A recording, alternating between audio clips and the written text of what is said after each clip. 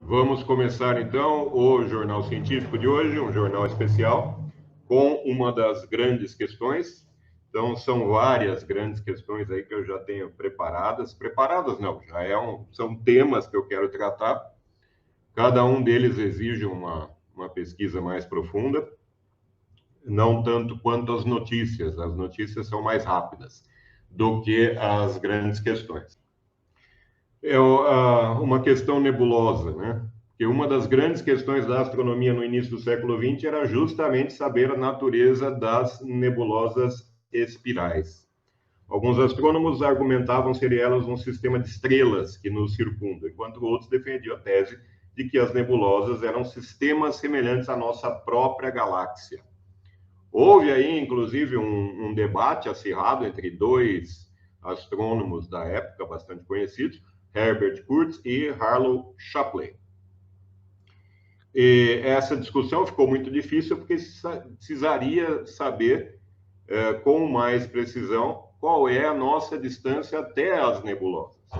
Então, gente, estamos falando aí de 1920, não dá nem para comparar com a tecnologia que nós temos hoje.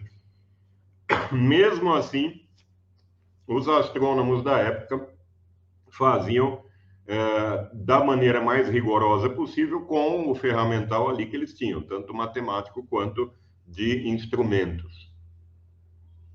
Então, na sequência, o que aconteceu? Em 1901, você já tem o Vestor Slipher, que começa a analisar o espectro de luz vindo das estrelas e nebulosas. Em 1912, e em 1912 que as linhas espectrais, ele descobriu isso, de Andrômeda estavam deslocadas para o azul. Então, acho que vocês sabem muito bem essa história do efeito Doppler, né? O desvio para o azul, desvio para o vermelho. Então, desvio para o azul está se aproximando, desvio para o vermelho está se afastando. Então, veja, Andrômeda tem um desvio para o azul, ou seja, Andrômeda está se aproximando, a galáxia de Andrômeda está se aproximando de nós. Tanto é que daqui a alguns bilhões de anos as duas galáxias vão se chocar. Tá? Elas estão se aproximando. Então, quando a gente fala em expansão do universo, tem que se levar em conta duas coisas. Essa expansão, ela não pode ser medida localmente, ela não tem uma influência local, ela tem uma influência geral. Nós estamos falando de uma expansão do universo todo, né?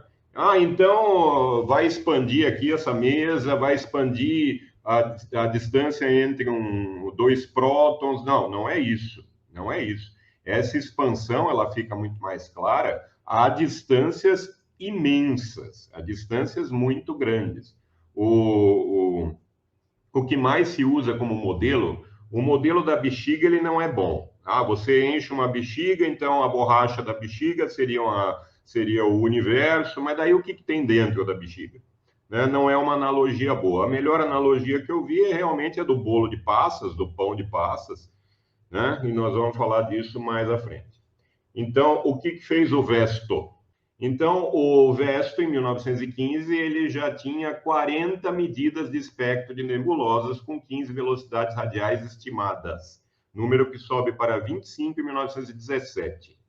E essa grande maioria, imensa maioria do que ele viu, veja, 41 nebulosas, isso para 1915, né? É lógico que hoje nós temos dados de milhares e milhares, muito mais dados do que havia naquela época, né? Então, veja que dessas 41 nebulosas, em 1923, apenas 5, incluindo Andrômeda, que havia essa discussão entre galáxia e nebulosa, incluindo Andrômeda, aproximavam-se da Terra. Então, essa discussão sobre nebulosas acabou levando a medidas mais precisas de distâncias, né? E em 1901, a partir daí, com as pesquisas do Slipher, ele percebeu que muita coisa se afastava da Terra. Muita coisa estava se afastando da Terra e algumas se aproximando. Veja que aí já começa a ideia da expansão, né? porque nós vamos considerar, é sempre considerado o princípio cosmológico.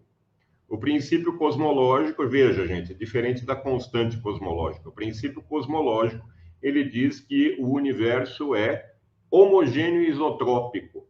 Homogêneo quer dizer não tem um ponto preferencial. Isotrópico quer dizer não tem uma direção preferencial. Então, considerando-se isso, como é que tudo está se afastando de tudo, né? Como é que todo mundo está se afastando da gente? Será que os outros não iam com a nossa cara, algo assim? Não. É porque há uma expansão. E essa expansão ela tem que ser pensada também como um todo. Como eu disse, essa expansão ela não pode ser pensada em pequenas escalas e nem de forma local. Certo? Então, depois... Observadas pela primeira vez por Vestor e Slipher, em 1917, as assinaturas espectrais de absorção e emissão de átomos, íons, moléculas, etc., com um deslocamento para a extremidade vermelha ou azul do espectro de luz. Então, ele começou a fazer os estudos com o desvio no espectro. Quando combinados com as medições de distância do Hubble, esses dados deram origem à ideia inicial do universo em expansão. Quanto mais distante uma galáxia estiver, maior é o desvio para o vermelho de sua luz. Sim, gente, entendam isso também. Entendam da seguinte forma.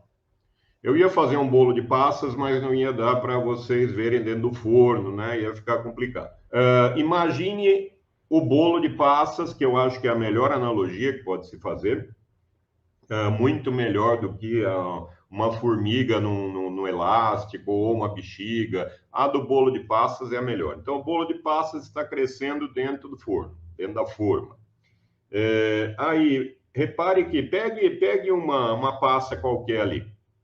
Enquanto o bolo vai crescendo, as passas que estiverem próximas de outra, elas vão se afastar mais devagar do que as que estiverem mais longe. Há um efeito acumulativo, porque o espaço, que é o bolo de passas, o bolo ele está crescendo de forma homogênea. Então, o espaço entre as passas, ele vai crescendo à mesma proporção. A que estiver mais longe, já tem todo o efeito acumulativo de outras coisas, ou seja, vai se afastar mais. Então, o que estiver mais longe se afasta mais rápido do que o que estiver mais próximo. Então, passas mais, considerando um observador, é claro. Então, passas mais próximas de uma outra se afastam mais devagar, passas mais distantes se afastam mais rápido. Então, essa foi uma das primeiras observações aí feita pelo Vesto. Então, veja que aqui eu tenho o que seria esse shift, né, esse desvio, como ele é calculado. Então, rapidamente, a matemática da coisa. Você tem aqui que Z seria justamente esse deslocamento para o vermelho. Então, se ele for positivo, está deslocando para o vermelho. Se for negativo, está deslocando para o azul. E aí você tem o lambda observado menos o lambda emitido dividido pelo lambda emitido. Né? C é a velocidade da luz, lambda são os comprimentos de onda e Z é o deslocamento para o vermelho. Então, essa fórmula é usada para medir o Z, o deslocamento para o vermelho. E em 1912, você já tem o trabalho interessantíssimo de Henrietta Leavitt, né, que mostrou a existência de uma correlação entre a luminosidade de estrelas variáveis, cefeidas. As cefeidas, elas são muito usadas no estudo da... Tem outros métodos, mas as cefeidas também são muito usadas, foram desde o começo, no estudo da expansão do universo, na medida das distâncias. Gente, o assunto ele é muito denso, né? É um assunto bastante cheio de detalhes, então teria que se falar de distância própria, comóvel, esse tipo de coisa, mas vou evitar certos detalhes técnicos para que a coisa flua mais fácil. Então, o que o estudo da Henrietta, né? Então, a Henrietta, ela tem essa imensa contribuição para esse assunto por conta do trabalho dela com as cefeidas, a percepção do brilho, né? Então, as cefeidas, elas são variáveis e elas têm um brilho que ele tem uma oscilação, um período muito bem estudado, né? Não é algo aleatório, e isso te dá um bom referencial. Depois, em 1917, você tem o astrônomo holandês Willem de Sitter, que aplica a relatividade geral à cosmologia e sugere que a velocidade de afastamento de objetos aleatoriamente espalhados em seu universo aumentaria com a distância. Esta propriedade era então conhecida como efeito de Sitter. O efeito de Sitter, né? Porque o nome dele já é de Sitter. Depois, em 22, aconteceu o quê? Friedmann. Então, o russo Alexander Friedmann obteve pela primeira vez soluções expansionistas às equações de Einstein. Friedmann foi um gênio. Infelizmente, morreu aos 37 anos de tifo. 37 anos de tifo. Mas ele deu contribuições absurdas. Tanto que o modelo cosmológico de hoje é muito baseado nas pesquisas de Friedmann. Então, soluções expansionistas das equações de Einstein. Nessa época, tanto Einstein quanto de Sitter insistiam que as propriedades do espaço são estáticas. Então, propriedades do espaço, que se diz, é do tecido, o tecido que forma o espaço-tempo, né? É claro que as coisas não são estáticas, né? Você tem movimento o tempo todo no universo, né? Então, mas esse tecido que forma o espaço-tempo, ele seria estático. E havia essa... Einstein acreditava nisso. Einstein tem a constante cosmológica, da qual ele se arrepende amargamente, mas que depois ela foi sendo considerada. Einstein se arrependeu muito da constante cosmológica que ele colocou ali, falou que foi o maior erro da carreira dele, mas depois ela foi sendo considerada quando percebeu-se a expansão do universo, do tecido do espaço-tempo. Hoje se sabe que essa expansão ela pode ser motivada pela energia escura, né? Isso seria tema também para uma outra... Só energia escura, matéria escura, tudo isso já daria tema para uma outra live. Então, o que o Friedmann fez? O universo descrito pelo modelo de Friedmann é espacialmente homogêneo, isotrópico em relação a qualquer ponto e possui uma origem no passado em que a densidade de matéria diverge, e mostrou que, sob certas condições, obtém-se uma solução que descreve a expansão e contração em ciclos do universo e cujo período ele estimou em 10 bilhões de anos. Depois, em 1928, você tem o Howard Percy Robertson, que, usando as velocidades obtidas por Slipher e dados de distância de galáxia já publicados por Hubble, encontra uma relação aproximadamente linear entre velocidade e distância, que já era pública desde o primeiro trabalho de Sitter, em 1917. Depois vem, finalmente, o Hubble, em 1929. Edwin Powell Hubble sistematicamente estende suas medidas de distância usando desvios para o vermelho, medidos por Milton Humason, eles trabalhavam juntos. Coloca sobre uma base firme a validade da lei que indica que a razão entre a velocidade de afastamento de um objeto e sua distância é uma constante. Já vamos ver essa história da constante, né? Já vamos ver. Então, algumas grandes contribuições aí nesse tema da expansão do universo, desde ali de 1901. Então, uma questão que já havia sido muito discutida, por conta justamente do caso das nebulosas. Então, exatamente o que são essas nebulosas, precisamos medir melhor essas distâncias, como é que nós vamos fazer isso? E com essa medida de distâncias, acabaram percebendo essa expansão do universo. Sobre o Hubble, então. O que de fato o Hubble observou foi a existência de uma relação linear entre o desvio para o vermelho e a distância. Está aí a fórmula. Essa é, na verdade, uma relação de validade limitada e válida para pequenas distâncias ou pequenos desvios para o vermelho. No célebre trabalho de Hubble, de 29, a distância das galáxias mais afastadas é de aproximadamente 2 milhões de parsecs. Então, veja, há uma série de problemas aí com a pesquisa do Hubble, que eu já vou falar. Então, veja que você tem duas considerações a fazer, né? Você tem a lei de Hubble do astrônomo Hubble e o que veio depois. Então, esse H0 é uma constante, V é a velocidade da fonte no instante da emissão, isto é, no passado relativo ao observador. Mas você tem a lei de Hubble. A lei de Hubble, ela é uma função do tempo. Veja que para Hubble você tem ali uma constante. Mais abaixo nós já temos na lei de Hubble uma função. Então, em função do tempo, onde T é o tempo hoje, né? Então já há essa alteração no trabalho de Hubble. E ainda, gente, o próprio Hubble discordava de que houvesse uma expansão.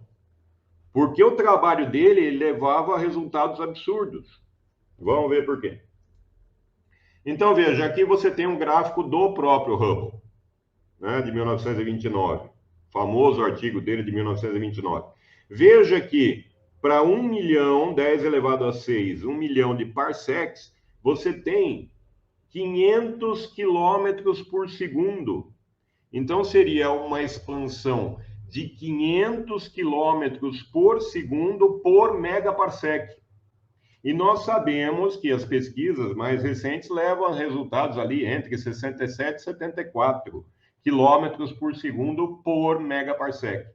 Ou seja, o Hubble estava muito errado. Bastante errado.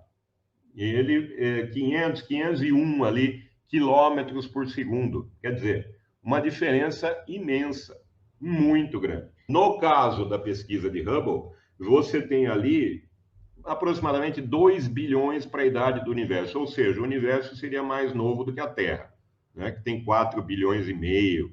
Veja, aqui à esquerda embaixo, o gráfico do trabalho de Hubble.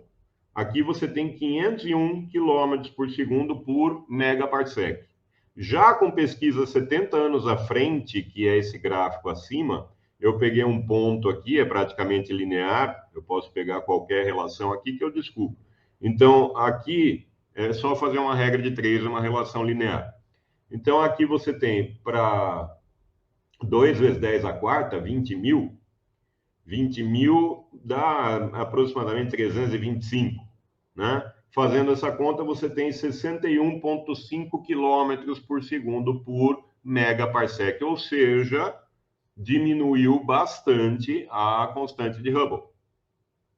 Então, está aí o gráfico original das distâncias e a pesquisa 70 anos depois. Ou seja, quando ele começou, o Hubble começou com isso, lá por 1929, os dados dele estavam muito errados. Existem diversos trabalhos para dizer por que ele errou tanto assim, né? Existem diversos artigos, eu vi alguns, por que ele errou tanto. Uma das possibilidades é realmente a chapa fotográfica. É claro que a chapa fotográfica da época, gente, estamos falando ali de 1929, não tinha a mesma sensibilidade do que a gente tem hoje. Não é a mesma aparelhagem, a mesma sensibilidade, mesmo os telescópios, né? Se você pegar imagens de telescópios, pegar a imagem do Hubble ou do James Webb hoje e pegar em 1929, quer dizer, eles faziam o que dava para fazer ali com os instrumentos, o ferramental que eles tinham. Então, o ceticismo de Hubble sobre o universo ser muito pequeno, denso e jovem, que seria por conta das observações dele, acabou se baseando em um erro de observação. Investigações posteriores mostraram que Hubble havia confundido regiões H2 distantes com variáveis cefeidas e as próprias variáveis cefeidas haviam sido inapropriadamente agrupadas com estrelas de baixa luminosidade. Certo? Então, isso começou a ser corrigido a partir da década de 50. Os novos valores mais baixos para a constante de Hubble concordaram com as expectativas de um universo mais antigo e o parâmetro de densidade foi considerado bastante próximo de um universo geometricamente plano. Já vou falar o que significa um universo plano. Já vou falar, para que não gere confusão. Ah, então o universo é plano. Calma, já vamos falar sobre isso. Então, como são os métodos para medir a constante de Hubble? Então, é o que é chamado método da escada. Então, você vai pegar distâncias mais próximas, de objetos mais próximos, vai usar como referencial para objetos cada vez mais distantes. Gente, grosso modo, porque é claro que tem técnicas muito sofisticadas para fazer essas coisas, que envolvem uma matemática absurda. Não vou entrar nesses detalhes, mas essencialmente, você usa o método da paralaxe com cefeidas, para cefeidas muito próximas, para conseguir um referencial, né? Seria ali sua primeira vela padrão. E depois vai aumentando essa distância. Pode-se usar, inclusive, usa-se, inclusive, são usadas supernovas. Usam-se supernovas também. Não qualquer uma, né? As supernovas você tem do tipo 1, tipo 2, usa-se do tipo 1A. Do tipo 1A. Então, o método mais simples para objetos próximos a nós é chamado de método de paralaxe, né? É feito com estrelas também, não só cefeidas, mas com estrelas. E esse método é uma das evidências da translação da Terra em torno do Sol, né? De que o Sol estaria no centro do sistema solar. Hoje sabemos que o Sol não é nem o centro do sistema solar. Quando se fala em modelo heliocêntrico, aquela época estavam se referindo ao Sol como centro do universo. Não, o universo não tem centro. Quando você pensa na criação do universo, que o universo ele surgiu, você tem que imaginar o espaço surgindo em todos os pontos ao mesmo tempo. Então, não há um ponto preferencial de onde surgiu tudo. Tem que imaginar o espaço surgindo em todos os lugares ao mesmo tempo. E o que tem depois do espaço? Espaço. Ah, então o espaço ele se expande para um vazio. Não, não. É como se o bolo fosse infinito. O bolo está crescendo, mas só tem bolo, né? Basicamente é isso. O bolo de passas que eu dei o exemplo. Então, o primeiro método, o método mais simples, é o da paralaxe, para objetos mais próximos, certo? Então, se um objeto estiver próximo o suficiente do nosso sistema solar, ele parecerá ter se movido contra as estrelas de fundo. São medidas feitas em 2 pontos, gente, 2 ocasiões da translação da Terra, né? Quando a Terra está aqui em relação ao Sol, depois quando está aqui do outro lado, né? 6 meses depois faz-se a medida novamente, e aí você tem a medição da paralaxe. Por aí se calcula a distância. Além de certa distância, então isso para pequenas distâncias, além de certa distância, esse efeito fica pequeno demais para ser medido. Mesmo estrelas próximas, gente, é coisa de segundos de arco, né? Estamos trabalhando ali, eles estão trabalhando ali com segundos de arco. Isso em 1838 era terrível, terrível. Tanto que eu acho, se não me falha a memória, a aberração estelar ela foi descoberta antes da paralaxe estelar, se não me falha a memória. Então, os astrônomos usam velas padrão, que são justamente as cefeidas, objetos com brilho padrão, medindo o quão brilhante tal objeto aparece da Terra, conhecendo seu brilho intrínseco, pode-se determinar sua distância da Terra. Conhecer essa distância e a rapidez com que ela é vista, se expandindo para longe de nós, permite com que os astrônomos determinem a constante de Hubble. Gente, quanto mais distante estiver, mais fácil de medir a expansão. Mais fácil. Coisas próximas vão ter uma expansão que é insignificante, muito pequena. Veja, nós temos para as medidas de hoje, as últimas medidas do Hubble, as do Hubble não batem com outras aí, elas estão dentro de uma faixa de valor. Mas, digamos, 73 km por segundo por megaparsec. Então, você precisa de uma distância muito grande para ter algo mais significativo para medir. Em distâncias muito pequenas, isso é realmente insignificante. E aí você tem dois tipos de objetos que são usados como velas padrão. Como eu disse, então, a vela padrão é justamente essa que tem um brilho que é usado como uma referência. Não é um brilho aleatório, ele varia de uma forma bastante conhecida. Então, pode ser chamado de vela padrão.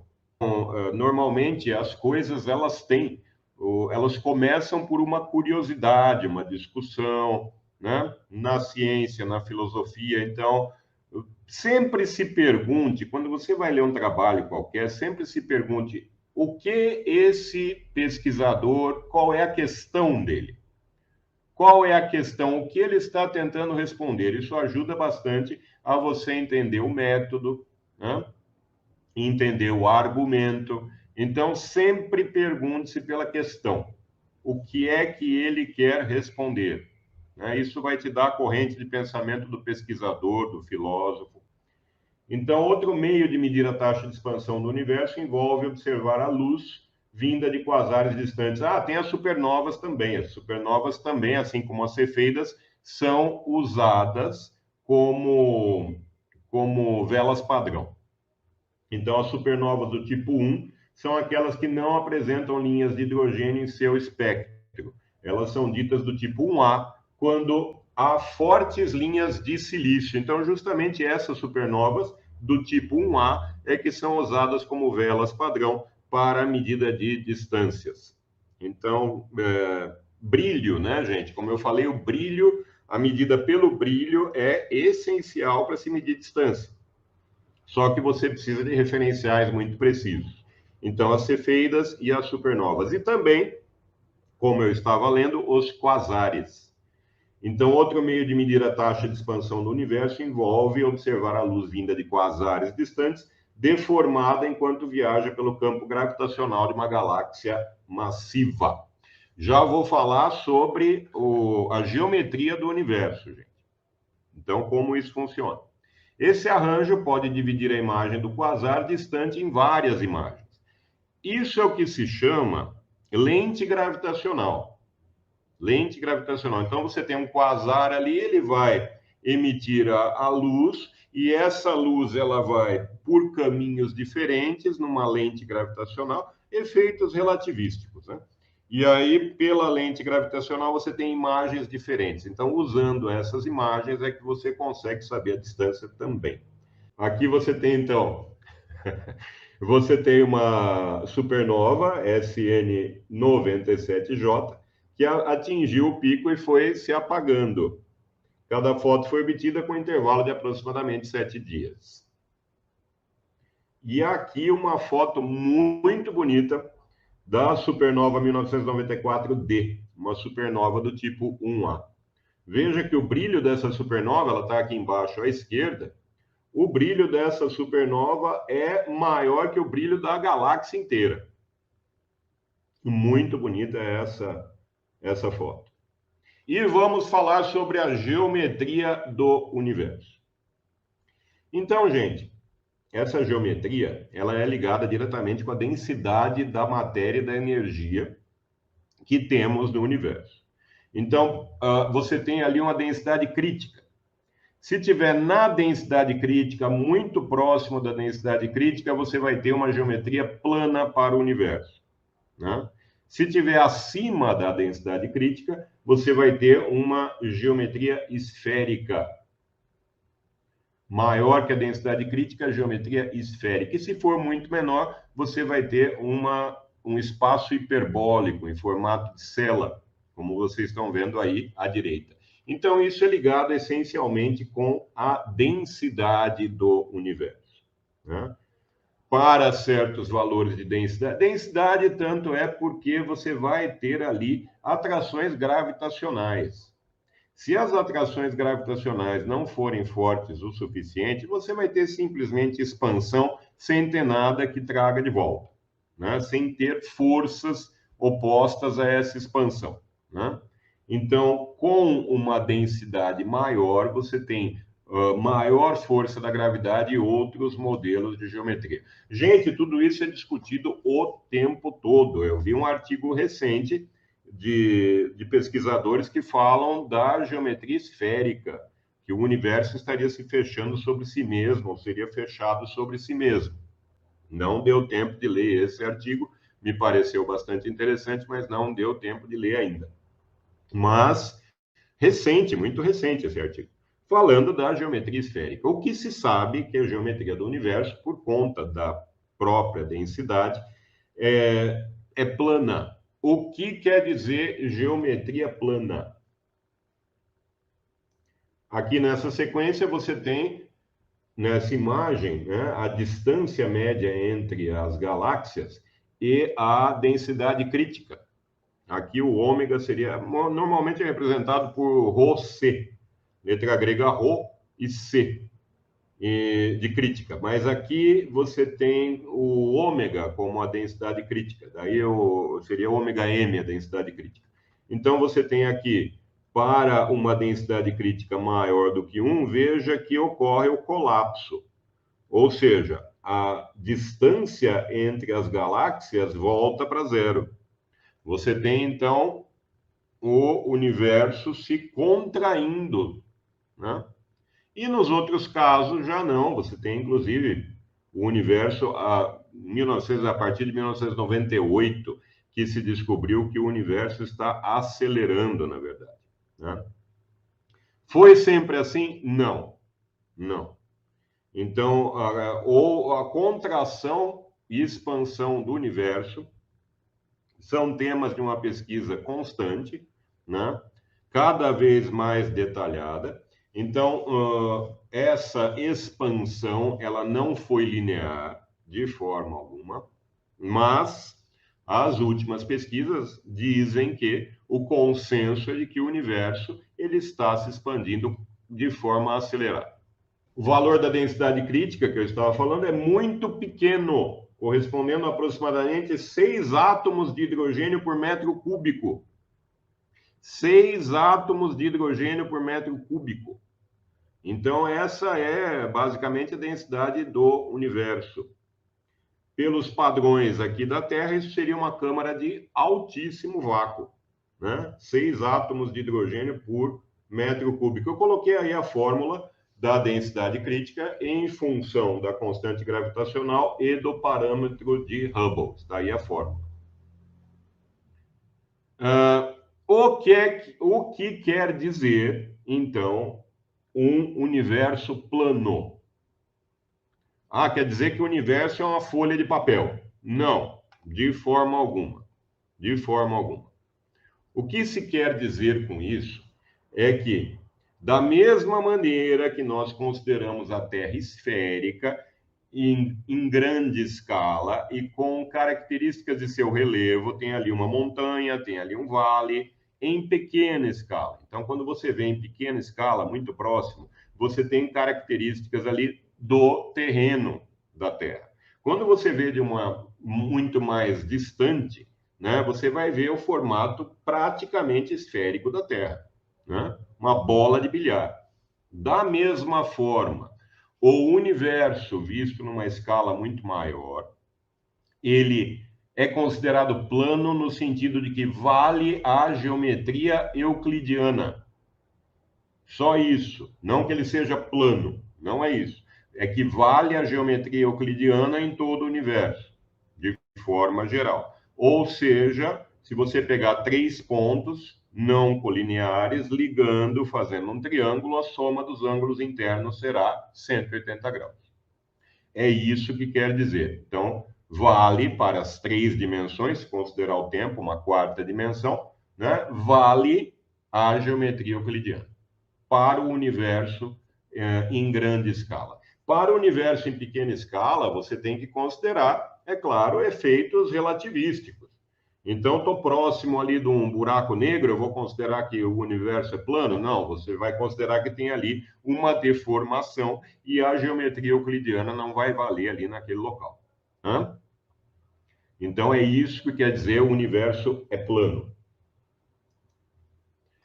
Como sabem que o universo é plano? Justamente pela radiação cósmica de fundo de micro-ondas. Veja a comparação. Você tem aqui um pedaço da radiação cósmica. Então, veja que dependendo da radiação cósmica de fundo, você tem as 3 possibilidades de geometria. Então, o que bate com a radiação cósmica de fundo é justamente a geometria euclidiana. Por isso, disse que o espaço é plano. Gente, de novo, isso de uma forma geral, né? De uma forma geral. Tem ali os efeitos locais por conta de relatividade, né? Questões relativísticas. Mas se eu considerar, por exemplo, distâncias muito grandes entre galáxias, né? Há influência gravitacional? Há uma deformação do espaço-tempo a ser considerada? Não. Então, vou usar a geometria euclidiana. Basicamente é isso. Então, a evidência para o formato do universo é justamente a radiação cósmica do fundo de micro-ondas, certo? Isso é década de 50, 60, que foi descoberta essa radiação cósmica de fundo. Então, tem pesquisas avançadíssimas nesse sentido também, usando essa relação. Estava vendo um artigo que falava sobre uma região ali, uma região fria, essa aqui. Essa região aqui, tem uma pesquisa só sobre essa região. Estava lendo um artigo, não deu tempo de ler todo. Mas aqui você tem uma outra visão, né, dos hemisférios do céu e da radiação cósmica de fundo, né? Pontos quentes e frios dos hemisférios do céu, conforme aparecem nessa radiação. Então, isso é muito usado. Preciso fazer uma live só para falar dos primeiros momentos ali do universo, como surgiu a radiação cósmica de fundo. Tem pesquisas muito interessantes a esse respeito, muita coisa mesmo, né? As eras ali do começo, tem a era escura, né? A formação de elementos, né? Por que era escura? Porque fazia uma espécie de um fog de plasma ali que... Então, muito interessante também essa pesquisa. Preciso fazer uma live mais para frente sobre isso. 3 décadas de observações do telescópio espacial Hubble. Então, você vê aí uma coleção de 36 imagens do telescópio Hubble, da NASA, que apresenta as galáxias que são todas hospedeiras de variáveis cefeidas e supernovas. Ou seja, o Hubble, um dos principais estudos do Hubble, do telescópio espacial, justamente a expansão do universo. O cálculo muito mais preciso da constante de Hubble, certo? Então, em cada uma dessas galáxias, pesquisa-se por cefeidas e por supernovas do tipo 1A, faz-se todo aquela técnica, aquele método usando o brilho desses objetos celestes, desses corpos celestes, e aí você tem galáxias em certas distâncias e percebe-se se há ou não uma expansão e qual é o valor da taxa de expansão. Desde já digo, taxa de expansão não é velocidade. Muito cuidado com isso. Taxa de expansão não é velocidade. Então, tá aí, do Hubble. Combinando o modelo cosmológico padrão do universo e as medidas da missão Planck da Agência Espacial Europeia, não bateram ali as 2 medidas. Apesar da imensa pesquisa do Hubble, 30 anos ali de coleta de dados, não bateu o número, aliás, muito difícil bater esse número num apanhado de várias pesquisas, né? De pesquisadores de diversos centros diferentes, então cada um tem detalhes no método ali da missão Planck, 67,5 mais ou menos meio, né? E para o pessoal do Hubble, que é a equipe Schultz, 73 mais ou menos 1. Então fica ali a constante de Hubble entre 67 e 73. Então, uma das questões muito importantes que vem agora é justamente sobre a idade e o tamanho do universo. A idade e o tamanho do universo. Então, o tamanho do nosso universo visível, que você tem aqui este círculo, em amarelo, que representa o nosso universo visível. E juntamente com a quantidade que podemos alcançar. Aí esse cor-de-rosa é justamente o que nós podemos alcançar. Quer dizer, se a gente sair daqui, a gente alcança esse, né? Mas tem outros que já não alcançam.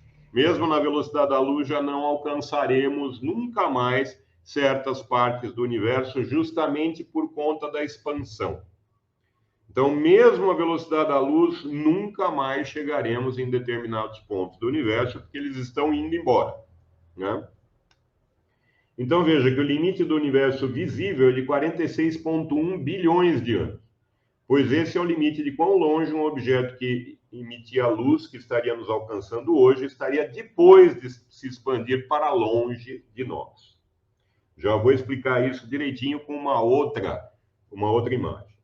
Por 13,8 bilhões de anos. No entanto, além de cerca de 18 bilhões de anos-luz, nunca poderemos acessar uma galáxia, mesmo que viajemos em direção a ela na velocidade da luz. Então, veja, são duas esferas diferentes aí. Você tem a esfera amarela, né? É aquilo que é observável. A esfera cor-de-rosa é aquilo que você ainda consegue alcançar, né? Depois da esfera cor-de-rosa, você não consegue alcançar mais por conta justamente da expansão, né? Você vê os objetos dessa esfera amarela, você vê porque a luz já saiu de lá há muito tempo. Mas se você for para ela agora, ela já não está mais lá. Gente, é essencialmente assim, tem duas pessoas. Uma vai jogar uma bola para a outra. Então, a pessoa que está na minha frente joga uma bola para mim e sai correndo. Se eu jogar a bola de volta no lugar que ela estava, não vou encontrá-la. Basicamente é isso. Duas pessoas jogando bola uma para outra. Só que jogou e saiu correndo. Já não tem mais o mesmo referencial, já não vejo mais a pessoa, já não consigo alcançá-la. É a mesma coisa para o universo, do que duas pessoas jogando bola. O que mais temos aqui? Assim, com o tempo suficiente, a luz emitida por um objeto distante chegará aos nossos olhos, mesmo em um universo de expansão. No entanto, se a taxa de expansão de uma galáxia distante atingir e permanecer um determinado valor, você nunca mais vai chegar nela. Certo? Justamente o que eu estava falando sobre uma pessoa jogando bola para outra. Há um limite do observável e há um limite do inatingível, que nunca mais a gente consegue chegar lá. Duas questões que se impõem, então, depois disso que eu falei, duas questões se impõem.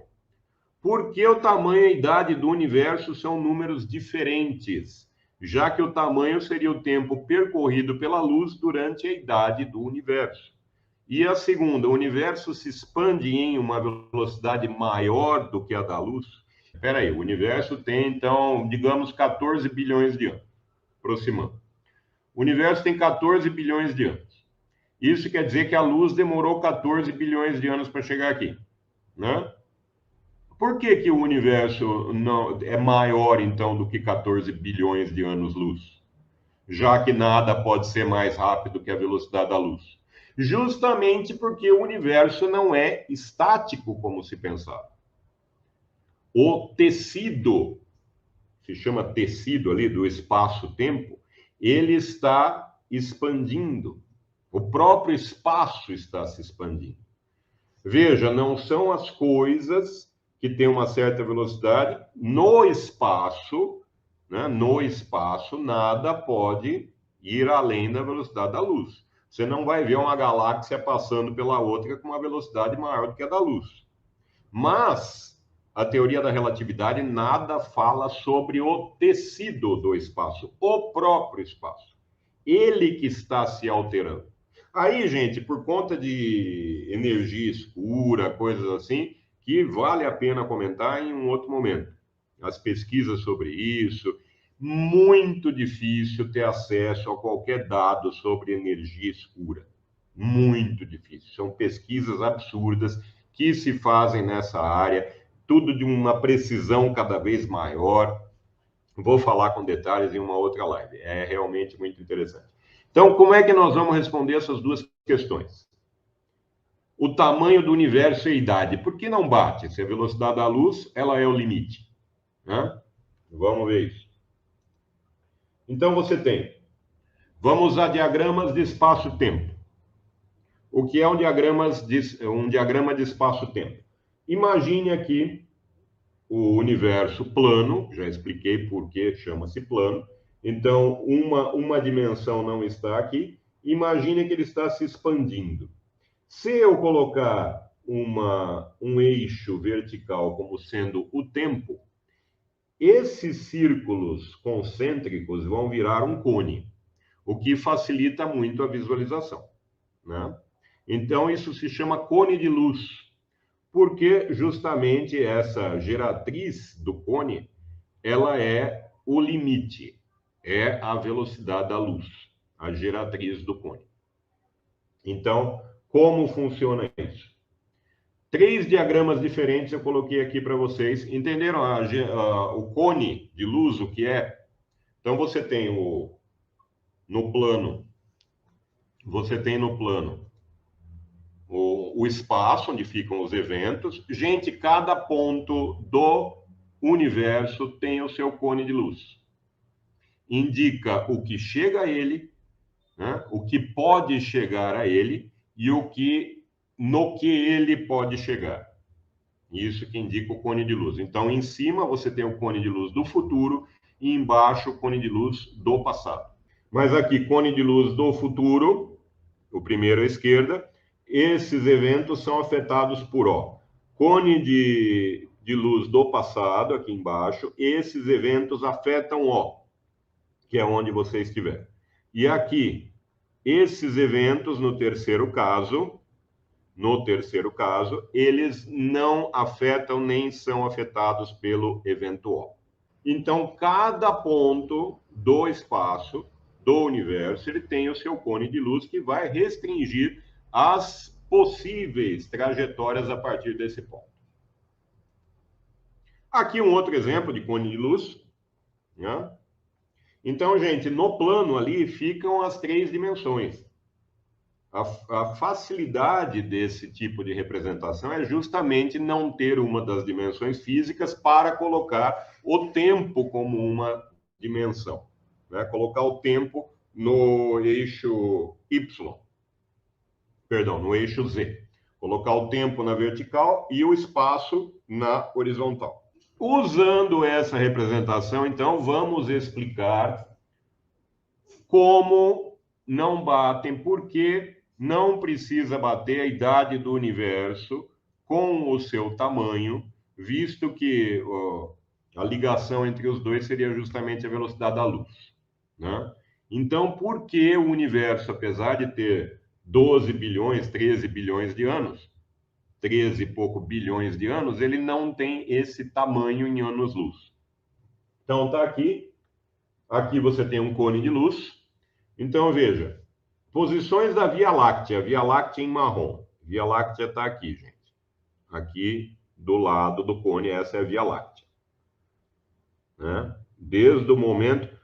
Pense assim, o ponto em que seria, porque aqui 700 milhões, aqui é 700 milhões de anos depois do Big Bang, esse círculo menor, né? O círculo menor, aproximadamente 700 milhões de anos depois do Big Bang.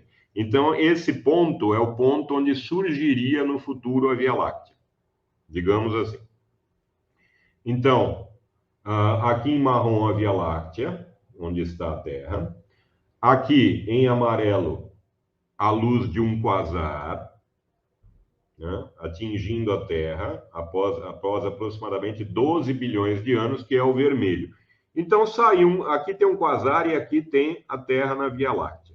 Veja que a luz do quasar, há 12 bilhões de anos atrás, saiu do quasar e foi em direção à Terra. E foi vista na Terra, a luz do quasar. Perdão. A luz do quasar, ela foi vista na Terra, aqui.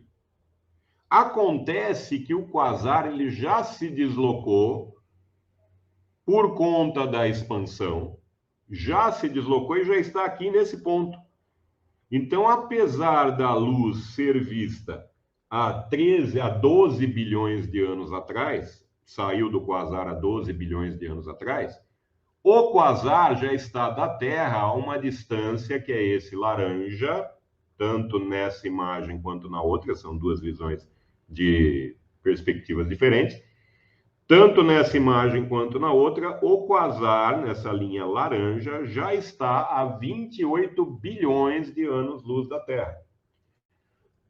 Então, eu acredito, que essa representação ela fica muito mais fácil de entender essa relação entre tamanho do universo e idade, justamente por conta da expansão do universo, que isso ocorre, que a idade e o tamanho têm em módulo valores diferentes.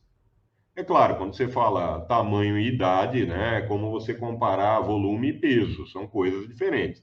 Mas o número, o módulo, teria que ser igual se fosse um universo estático, se não houvesse movimento. Então, quando eu jogo a bola para a pessoa que está parada ali, a pessoa continua parada ali, ela joga a bola de volta. Com esse tempo e a velocidade da bola, eu sei onde ela está. Eu sei onde a pessoa está. Consigo medir exatamente. Só com a velocidade da bola e o quanto ela percorreu. Agora, se a pessoa muda de lugar, já mudou tudo. Então, a pessoa joga a bola para mim e sai correndo. O espaço, ele se expande. Na verdade, é o espaço que se expande. A pessoa não correu tanto, não. A pessoa correu só um pouquinho. Mas o espaço se expandiu e ela foi parar lá na frente. Basicamente é isso. Eu acho que essa representação fica muito interessante. E a segunda questão é justamente sobre a velocidade da luz. Então, veja que há essa expansão, né? Você tem ali bilhões de anos-luz de diferença da idade para o tamanho. Quer dizer que o universo ele expandiu muito mais rápido do que a velocidade da luz? É isso? Essa é uma questão que aparece bastante também, é uma dúvida que eu tenho visto. Eu recomendo muito esse artigo aqui. Peguem o nome, depois ponho na descrição também, mas peguem o nome da Tamara M. Davis, né? Esse artigo são os mais comuns enganos cosmológicos, né, que acontecem. Ela comenta muito sobre isso, explica vários desses assuntos. Muito interessante esse artigo, você consegue baixar facilmente na internet. Só pegar o nome aí, o autor, e ela explica tudo isso. Então veja que as galáxias se movem no espaço, umas em relação às outras, a velocidade de alguns milhares de quilômetros por segundo. No entanto, quando vemos os desvios para o vermelho reais de galáxias distantes, eles correspondem a velocidades de recessão muito maiores. Gente, em cosmologia, quando a gente fala recessão, e tem recession em inglês também, eles usam muito esse termo, quando a gente fala recessão, quer dizer afastamento. Afastamento, é um termo técnico, digamos assim. Então, recessão é um afastamento. Então, no entanto, quando vemos os desvios para o vermelho reais de galáxias distantes, eles correspondem a velocidade de recessões muito maiores. Repare aqui no gráfico que você tem até 500 mil quilômetros por segundo. Isso é bem maior que a velocidade da luz de 300 mil quilômetros por segundo. Então, esse gráfico tem até 500 mil quilômetros por segundo. Ao lado, justamente nesse gráfico, você tem a relação distância e desvio para o vermelho, incluindo os objetos mais distantes de todos, vistos de suas supernovas tipo 1A. Expliquei já por que usa 1A e tal, ela tem, né, o brilho dela pode ser usado como referencial, tudo isso. E com diferenças de brilho você consegue calcular distâncias, ou usa cefeidas, ou usa quasares, ou usa supernovas. Então, os dados favorecem fortemente um universo em aceleração, além de expansão, acelerando. Observe como o eixo Y inclui velocidades que excedem a velocidade da luz, mas isso não conta toda a história sobre o que realmente está acontecendo com o universo em expansão. Então, provavelmente, os equívocos mais comuns envolvem a expansão do universo a distâncias além das quais a lei de Hubble prevê velocidades de recessão mais rápidas que a velocidade da luz. Então, gente, é complicado você comparar essas duas coisas. Aí já vem o primeiro problema. Você está comparando uma taxa de expansão com uma velocidade, são coisas completamente diferentes. Além disso, você tem que o que está se expandindo é o próprio espaço. Então, uma expansão do espaço. Não estou considerando dois objetos, duas galáxias, por exemplo, uma indo em direção à outra ou uma se afastando da outra, em um espaço fixo. Então, descobriu-se que o espaço não é estático, ele está se expandindo. Para onde? Para o próprio espaço. Você tem que pensar no espaço como infinito, né? Então, um espaço infinito, ele está se expandindo dentro dele mesmo, certo? Além disso, sabemos que não há contradição com a relatividade especial. Relatividade especial de Einstein é justamente aquela que limita a velocidade à velocidade da luz. Quando um movimento mais rápido que a luz ocorre fora do referencial inercial do observador. Então, a expansão do próprio espaço não é considerada pela relatividade especial, de forma alguma. No entanto, a velocidade é devida à taxa de expansão do espaço, não ao movimento através do próprio espaço. Certo? É como se você tem essa régua, e essa régua ela está dilatando por conta do calor. Então, veja, você tem aqui o 10 centímetros, tem o 10 centímetros e o 20 centímetros. Eles estão a distância de 10 centímetros um do outro. Mas quando a régua dilata, a distância entre eles aumentou. Mas eles não se mexeram. Eles foram levados juntos, um para um lado, outro para o outro. Eles mesmos não se mexeram. Então, você tem que considerar, é claro, pequenas... perto da expansão do espaço de galáxias distantes, o movimento das galáxias próximas é muito pequeno, alguns milhares de quilômetros por segundo, né? Mas para galáxias distantes, você tem, é como se você pegasse o primeiro ponto da régua, que seria, sei lá, 0, e o último ponto da régua. Então tem uma taxa de expansão da régua. A régua está dilatando por conta do calor, por exemplo. Então, veja que um ponto próximo aqui do 0, digamos o meio ele está indo com uma velocidade muito pequena em relação ao 0, porque ele está muito próximo. Agora, essa mesma taxa ela vai se repetindo ao longo da régua, de tal forma que o 30 centímetros ele vai se afastar muito rápido em relação ao 0. Basicamente é isso que acontece também com o universo. Então, veja que o ponto 0 e o ponto 30, eles não se mexeram. O que se mexeu foi o material que é feito a régua. O plástico, o acrílico da régua que se mexeu.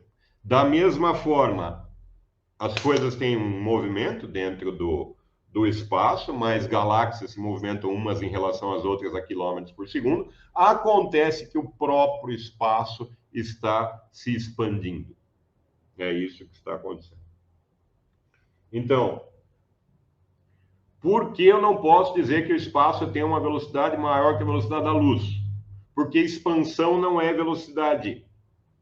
Expansão não é velocidade. É uma taxa, existe uma taxa de expansão. Então, sabemos que não há contradição com a relatividade especial. No entanto, a velocidade é devida à taxa de expansão do espaço, não ao movimento através do espaço. Sim. E, portanto, não pode ser calculada com a fórmula do deslocamento Doppler relativístico especial. Então, veja que a relatividade especial não foi quebrada por conta disso, de forma alguma. Então, a velocidade de recessão de todas as galáxias com Z é o desvio para o vermelho, maior que 1,5, todas que estiver, e tem muitas, hein, gente?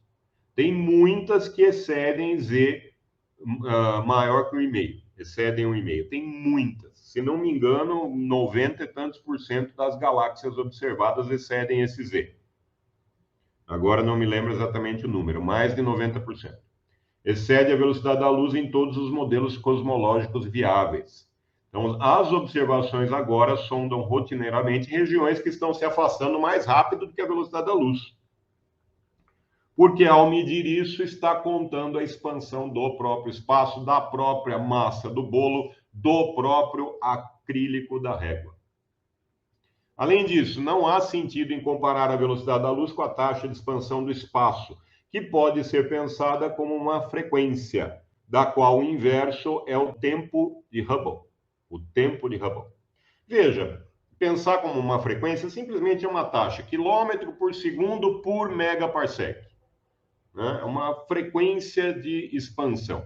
A cada megaparsec, você tem um aumento de tantos quilômetros por segundo. Por isso, uma frequência. O que acontece quando eu inverto a frequência? Quando eu faço 1 sobre f, eu tenho o período.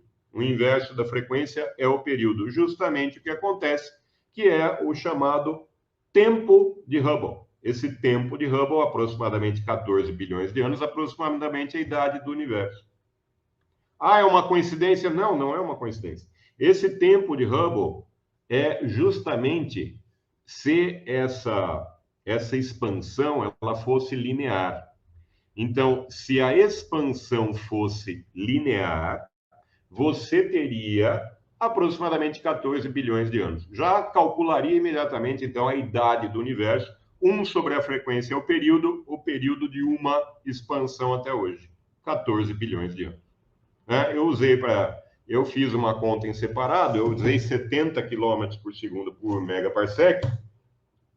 Não, usei 73. Fiz a conta, com 73 na minha conta deu 13,56 bilhões de anos. Gente, era esse o assunto sobre a expansão do universo.